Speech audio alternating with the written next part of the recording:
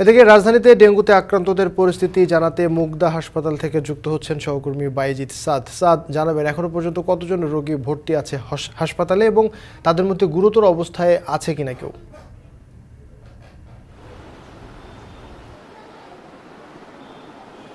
আবির, দিন দিন কিন্তু ডেঙ্গু আক্রান্ত রোগীর সংখ্যা বাড়ছে। শুধুমাত্র রাজধানী নয়, সারা দেশের ডেঙ্গু আক্রান্ত রোগীর সংখ্যা কিন্তু বেড়েই চলেছে। যেমন গত ২৪ ঘন্টায় কিন্তু আরও নতুন করে ২৪ জন ডেঙ্গু আক্রান্ত হয়েছেন।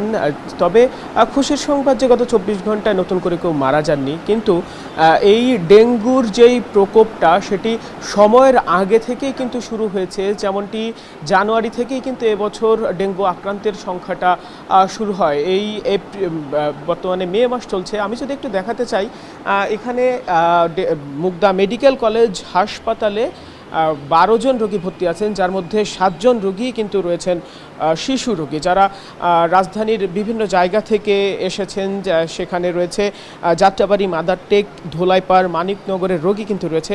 সেই সাথে ঢাকার বাইরের রোগীও রয়েছে, যেমন নরসিংদী থেকেও রোগী এখানে ভর্তি রয়েছে। চলতি বছর এখন পর্যন্ত ২৫৬৯ জন কিন্তু ডেঙ্গু আক্রান্ত হয়েছেন এবং তাদের মধ্য থেকে মারা গেছেন ৩২ জন কিন্তু ইতিমধ্যে মারা গিয়েছেন। তবে এবার ডেঙ্গু আক্রান্তের সংখ্যাটা গত বছরের তুলনায় কিন্তু বেড়েই চলেছে। অর্থাৎ গত চার মাসে যেমনটা আক্রান্ত হয়নি, তার থেকে কিন্তু এই গত ২ সপ্তাহে কিন্তু আক্রান্তের সংখ্যাটা বাড়ছে। যেমন গত পরশুদিন ৩ জন রোগী কিন্তু ডেঙ্গু আক্রান্ত হয়ে মারা গিয়েছেন। আমরা এখানে কথা বলেছি, ডাক্তাররা যেমনটি বলছেন যে মুগদা মেডিকেল কলেজ হাসপাতালে যে ১২ জন ভর্তি আছেন তাদের অবস্থা খুব বেশি খারাপ নয়। তারা স্বাভাবিক চিকিৎসা যেটি রয়েছে সেটি তাদেরকে দেওয়া হচ্ছে। এখানে যারা ভর্তি রয়েছেন তারা গত ২ সপ্তাহ ধরে আক্রান্ত হয়ে অনেকে এসেছেন, ২ সপ্তাহ জ্বরে ভুগেছেন, তারাও এখানে এসেছেন। ডাক্তাররা যেমনটি বলছেন যে ডেঙ্গুর ধরনে যেহেতু পরিবর্তন হয়েছে, সেক্ষেত্রে ২ দিন যদি কারো জ্বর থাকে